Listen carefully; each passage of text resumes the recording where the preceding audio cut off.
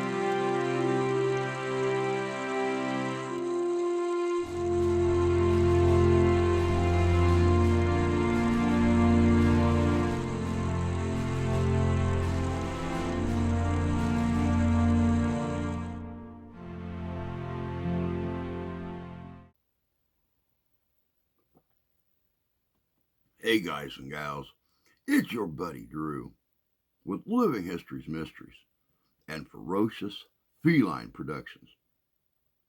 You know, one of the really cool things about looking back into history is having the ability to look into all genres of history.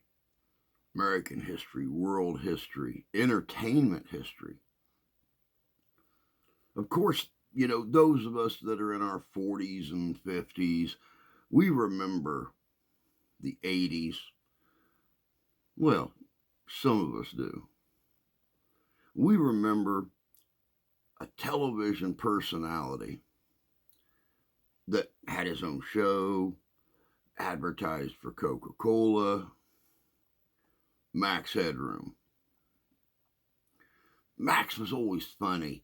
He was a symbol of AI. He was the forerunner. Of course, Matt Frewer, he done the voice and the actual basic form of Max. Then he was digitalized. In 1987, the year that I graduated high school, people in the Chicagoland area had a run-in with a little incident during the nightly news that, well, people have yet to be able to explain. And it had to do with good old Max. Check this out. This is good.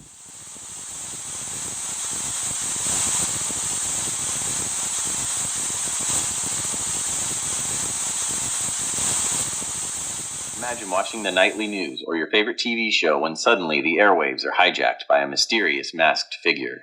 That's exactly what happened to the residents of Chicago in 1987, as two local television stations' broadcast signals were hacked and a pirated broadcast of a still unidentified hacker wearing a Max Headroom mask appeared.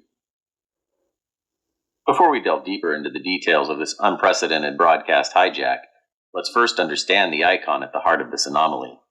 Who or what is Max Headroom? Bryce, would you please introduce us to Max Headroom? What kind of show is this, anyway? This is not a show, Max. This is the executive board of Network 23. Exec. You mean you're the people who execute audiences? This character wasn't just any television personality, but a symbol of the digital age that was rapidly reshaping the world in the 1980s. Max Headroom is a fictional artificial intelligence character known for his wit and stuttering, electronically altered voice. Created in the mid-1980s, Max was designed to be a satirical representation of a TV presenter. He first appeared in the British-made music video program The Max Headroom Show, before starring in a science fiction series, Max Headroom, 20 Minutes into the Future. Max's distinctive angular appearance and glitchy digital persona made him an iconic symbol of the modern digital age, particularly reflecting media-driven and cyberpunk themes. The first incident occurred on the evening of November 22, 1987, during the 9 p.m. news on Chicago's WGN-TV. Viewers were startled as their regular broadcast was suddenly overtaken by a person wearing a Max Headroom mask. The intruder signal, lasting only 17 seconds, was filled with distorted audio and the figure bobbing back and forth in front of a rotating corrugated metal panel, mimicking Max Headroom's iconic geometric background. Ultimately, a quick-thinking engineer at the TV station changed the broadcast frequency, thus terminating the first of the two pirate signals. After the startling interruption of the first broadcast, the scene cut back to a confused news anchor, Dan Roan of WGN-TV, who was caught off guard. With a chuckle, he remarked, "Well, if you're wondering what that was, so am I." This moment of live television bewilderment set the stage for what was to come later that night. The mysterious figure wasn't finished yet, and the city of Chicago was about to witness an even more bizarre encore on a different channel. The second event of the Max Headroom broadcast intrusion occurred later that same night, shortly after 11 p.m., during a broadcast of Doctor Who on WTTW, a PBS member station in Chicago. This time, the hijacker had a longer segment of about 90 seconds, allowing for a more detailed and bizarre presentation. He's a freaky nerd. I think I'm better than Chuck Swirsky. Working with oh, Jesus.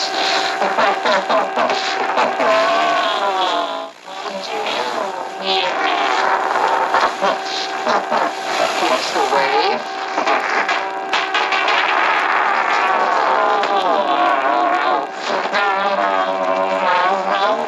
Your love is fading.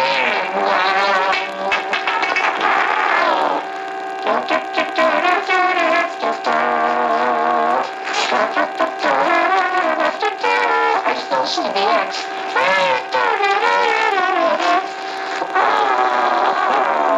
My pile.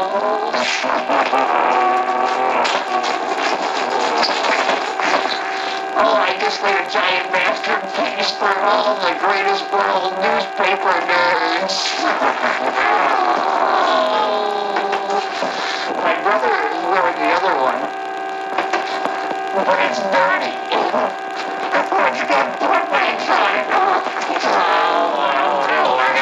They're coming to get me.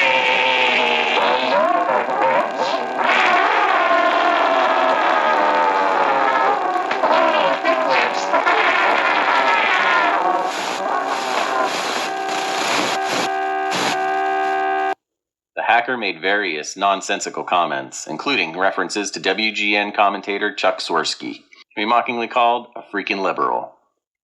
The audio was distorted, but the speech was more intelligible than the first incident. The intruder also held up a can of Pepsi, saying, "Catch the wave," while wearing a glove, parodying Coke's then-current ad campaign featuring Max Headroom. The segment ended with the intruder being spanked with a fly swatter by an off-camera accomplice as he bent over, exposing his butt. This extended airtime allowed the individual to perform more elaborate actions and speak longer, making the second interruption more infamous. Despite the clearer video and audio, the perpetrators were never identified, and the incident remains a notable example of early broadcast signal hijacking. The incidents triggered an immediate investigation by the FCC and FBI. Hijacking the broadcast signal required advanced knowledge of broadcast systems, suggesting an insider with technical expertise might be responsible. Others believed it was an elaborate prank by local tech enthusiasts, yet no substantial evidence has ever confirmed these speculations. In the end, no suspects were definitively identified, and no one has ever been charged. The incident highlighted the vulnerabilities in broadcast signal security, leading to increased efforts to safeguard against unauthorized intrusions. Enhancements included upgraded encryption methods for transmitting signals and reinforcing the physical security of broadcast facilities. Broadcasters also implemented more stringent monitoring systems to detect and prevent unauthorized access. These measures have significantly improved the security of broadcasting, making such intrusions less likely and easier to trace if they occur.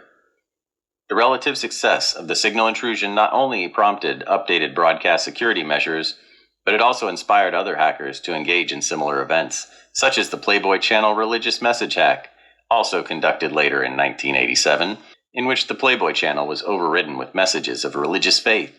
The Max Headroom broadcast intrusion remains one of the most audacious hacks in television history, highlighting the ingenuity of the hacker or hackers involved.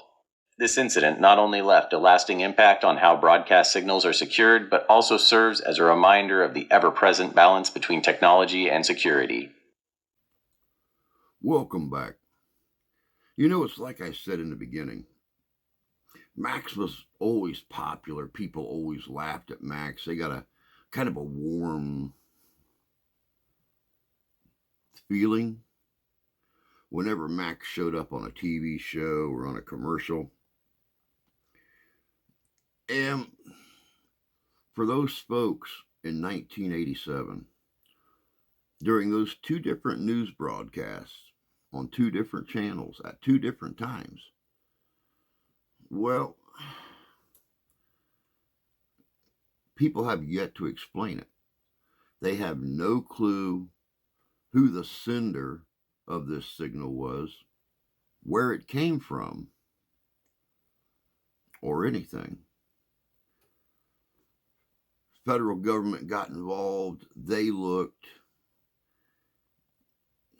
to the best of their ability and was never able to figure out where this signal intrusion came from. Luckily, with new technology, they were able to put in safeguards about, to prevent signal intrusions from that point forward. But one thing history has always taught us: you get a group of people, even an individual, who's determined enough, they're going to find a way around those walls and around that technology. Could it happen again? Oh yeah, it could happen again. That's all we got for you tonight. Till next time, take care of yourselves. Take care of each other. God bless you. God love you. God love you. We do.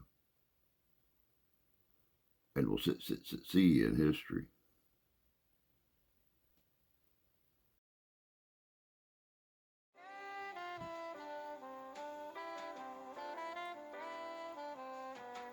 Hey guys and gals, it's your buddy Drew with Living History's Mysteries and Ferocious Feline Productions. It's December again, and as with recent past years, we are going to do our Adopt a Family program for Christmas again. I have worked with local individuals to help me find 3 potential families that could possibly use help. They have fallen on hard times, not of their own doing, but usually it is a medical problem or something that's put the main breadwinner out of work, and they all have kids under the age of 12. And I think not only does it help to promote the channel, but it also helps a family in need. So we're taking donations on our PayPal right down here. Of course, there'll be a link also in the description, so we can help these families out and spread a little bit of Christmas spirit and Christmas joy. It's what it's all about. You never pass up a chance to do something good, because the good that you put out in the universe finds a way of coming back to you. That's it. Let's make this Christmas special. Y'all take care.